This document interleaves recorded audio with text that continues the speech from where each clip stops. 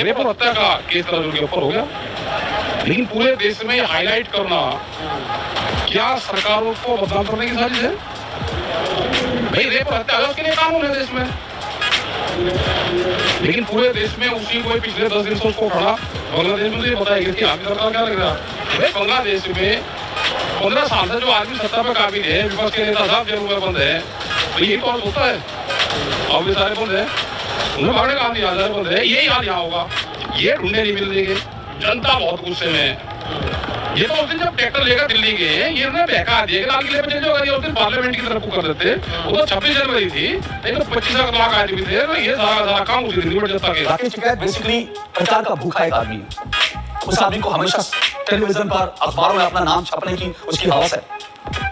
वो हर चीज पर बयान देता है, हर चीज पर बयान देता है। उसने पिछले दिनों अग्निवीर पर बयान दिया, उसने पिछले दिनों जब वक्त बोर्ड आया तब उसने कानून आया तब उस पर बयान दिया, उसने ओलंपिक पे बयान दिया, विनेश फोगाट पे बयान दिया। हर वक्त उसकी आदत है कि बयान देने की, उसको लगता है किसी तरह से मीडिया में उसको सुर्खियां मिल जाए।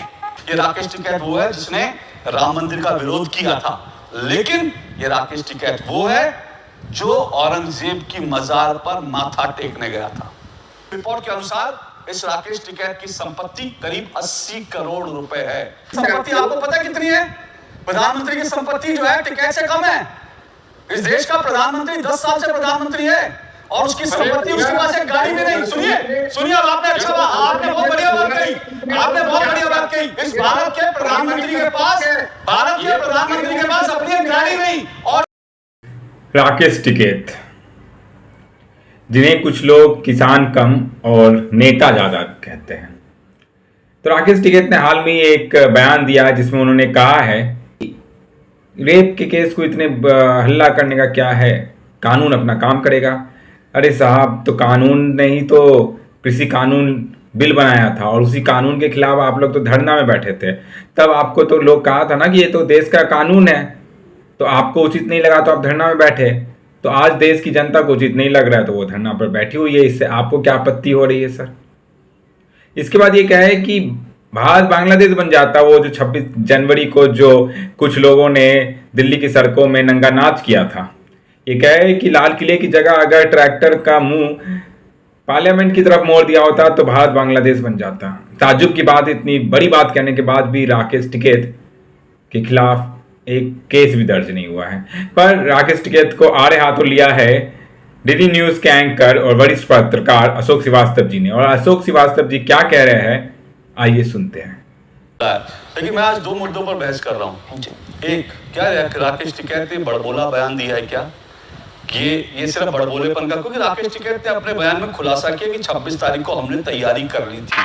जो तैयारी की थी राकेश टिकैत ने, जिसको आप कह रहे हैं कि पता नहीं चला, वो तो फ्लॉप हो गया, वो तो नहीं कर पाए। राकेश टिकैत ने खुद कहा कि हमने तैयारी कर ली थी, हमें लाल किले भेज दिया, नहीं तो हम संसद पे जाकर उस दिन भारत को बांग्लादेश बना देते। ठीक है, तो एक तो ये बात। दूसरी बात मैं ये कह रहा हूँ कि ये जो केरोसिन, और आपको आपत्ति हो सकती है, आपकी आपत्ति भी दर्ज है, लेकिन मैं केरोसिन मैन, ये राहुल गांधी के शब्द हैं, और मैं केरोसिन गैंग, क्योंकि ये तमाम दंगाई गैंग है, इसलिए मैंने इन शब्दों का अब जवाब दे दूं, अब जवाब दे दूं। तो जो चेहरा, असली चेहरा, उस पर चर्चा होनी चाहिए ना। टिकैत की असलियत पूरे देश के मीडिया को देश के सामने लानी चाहिए थी, लेकिन आज मीडिया में भी किसी को भी इस बात का दर्द नहीं है कि आदमी इतनी बकवास करके कैसे बच सकता है। इस देश को, इस देश में इतनी जो है मुंह से जो है जहर उगलकर इस देश में आदमी कैसे जो है रह सकता है। और मैंने आज राकेश टिकैत को, राकेश टिकैत को मैं मंच दे रहा था, मैंने अपने गेस्ट कोऑर्डिनेशन का लाइए 10 मिनट के लिए। उनको बड़ा 1 to 1 करने का शौक है ना, तो मैं आज राकेश टिकैत आते तो मैं आज उनको बताता, 1 to 1 बताता, उनको दिखाता उनकी हैसियत। और मेरे पास, इससे पहले मैं आगे बढ़ूं, चौधरी साबित मलिक, मेरे पास एक रिपोर्ट है, मैं चाहता हूं देश की जनता को जानना चाहिए। रुकिएगा, मैं आऊंगा तो 1 मिनट, क्योंकि मुझे लगता है ये देश की जनता को जानना चाहिए। राकेश टिकैत कौन है उसके बारे में भी जान लीजिए, जिन लोगों का समर्थन करने वाले वो भी जान ले। ये राकेश, आप समझिए किस तरह का व्यक्ति है। राम मंदिर का विरोध किया, सनातन धर्म को गालियां दी, मतलब सनातन का अपमान किया कि मंदिरों में लोग ऐसे जाते हैं, ये होता है, लेकिन उसके बाद औरंगजेब की मजार पर माथा टेकने गया था। ये वो व्यक्ति है राकेश टिकैत, जिससे पूछा गया कि आपके आंदोलन में भिंडरवाला की तस्वीर पहन के, टी शर्ट पहन के लोग आए, तो इस राकेश टिकैत ने कहा था हाँ, उसे तो लोग संत मानते हैं, मानसिकता देखते रहिएगा। ये वो राकेश टिकैत है जो तब नजर नहीं आया, और साबित मलिक जी भी नजर नहीं आए।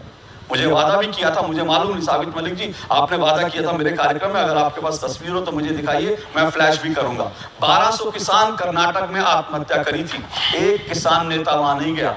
राकेश टिकैत को एक बार चिंता नहीं हुई, क्योंकि वो राकेश टिकैत क्योंकि कांग्रेस के इस वक्त नाम की राजनीति कर रहा है, इसलिए जो है कर्नाटक में जाता है तो उसको जो है जो कांग्रेस से जो सांठगांठ है ना वो फिर धरी रह जाती। ममता बनर्जी का भी आज सपोर्ट इसलिए किया, देश के खिलाफ रुकिए साबित मलिक, सुनिए, सच्चाई बोल रहा हूँ, सुनिए, तस्वीर हो तो दिखाइएगा। 1200 किसानों के परिवारों का दर्द आप जानने के लिए गए थे तो तस्वीर हो तो मुझे भेजिए, मैं अभी चलाता हूँ। और दूसरी बात, ये जो 1200 किसानों की मैंने बात की, और ये पूरा का पूरा जो राकेश जी कहते हैं, उनकी एक और कुंडली मेरे पास है। इस व्यक्ति के पास ये किसानी कितनी करता है मैं नहीं जानता, लेकिन इस व्यक्ति के पास देश के 4 राज्यों और 13 शहरों में संपत्ति है। 4 राज्यों और 13 शहरों में संपत्ति, और संपत्ति भी क्या क्या है, शोरूम है, ईंट के भट्टे हैं, महंगी महंगी गाड़ियों के शोरूम है, लग्जरी गाड़ियों के शोरूम है। और इस रिपोर्ट के अनुसार इस राकेश टिकैत की संपत्ति करीब 80 करोड़ रुपए है। देश में एक किसान की जो आमदनी है महीने की वो 7,000 रुपए है। इस राकेश टिकैत की मेरे पास जो रिपोर्ट है उसके अनुसार 80 करोड़ इसके पास संपत्ति है।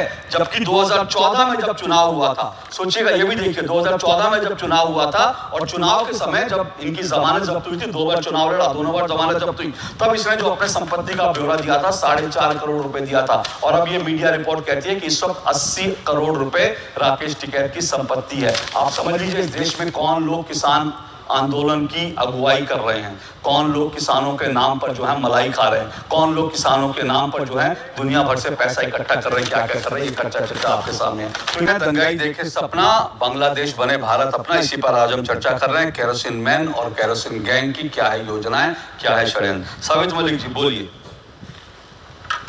माननीय अशोक जी, मैं कह रहा था आपको किसान की संपत्ति तो दिख गई, आपने कभी माननीय 14 से पहले क्या थी और आज क्या है, और माननीय प्रधानमंत्री जी की पहले क्या थी और आज क्या है? प्रधानमंत्री जी की संपत्ति आपको पता है कितनी है? प्रधानमंत्री की संपत्ति जो है टिकैत से कम है। इस देश का प्रधानमंत्री 10 साल से प्रधानमंत्री है और उसकी संपत्ति, उसके पास एक गाड़ी भी नहीं। सुनिए अब आपने आपने बहुत बढ़िया बात कही, आपने बहुत बढ़िया बात कही। इस भारत के प्रधानमंत्री के पास अपनी एक गाड़ी नहीं, और जो किसान नेता है उसके पास गाड़ियों का शोरूम है, लग्जरी गाड़ियों का शोरूम है। उसके बाद ये कह रहे हैं कि किसानों की बड़ी, अरे अगर राकेश टिकैत जैसे किसान देश में है, अगर देश में, मैं तो कह रहा हूँ देश का हर किसान राकेश टिकैत जैसा हो, मैं तो कह रहा हूँ देश का हर किसान राकेश टिकैत, लेकिन राकेश टिकैत ने अकूत संपत्ति कैसे कमाई इसके बारे में बाकी किसानों को भी बता दें। राकेश टिकैत बता दें बाकी किसानों को भी कि 4 करोड़ से 80 करोड़ रुपए कैसे कमाए जाते हैं 10 साल के अंदर। अगर राकेश टिकैत अपना ये फॉर्मूला बता दें कि देश के किसानों को कि 4 करोड़ से 80 करोड़ कैसे पहुंचा जाता है, तो इस देश में किसान संपन्न हो जाएगा। फिर किसी किसान को आंदोलन करने की जरूरत नहीं पड़ेगी, किसी किसान को MSP मांगने की जरूरत नहीं पड़ेगी। 4 करोड़ से 80 करोड़ ये फॉर्मूला बता दीजिए सर देश को। अशोक जी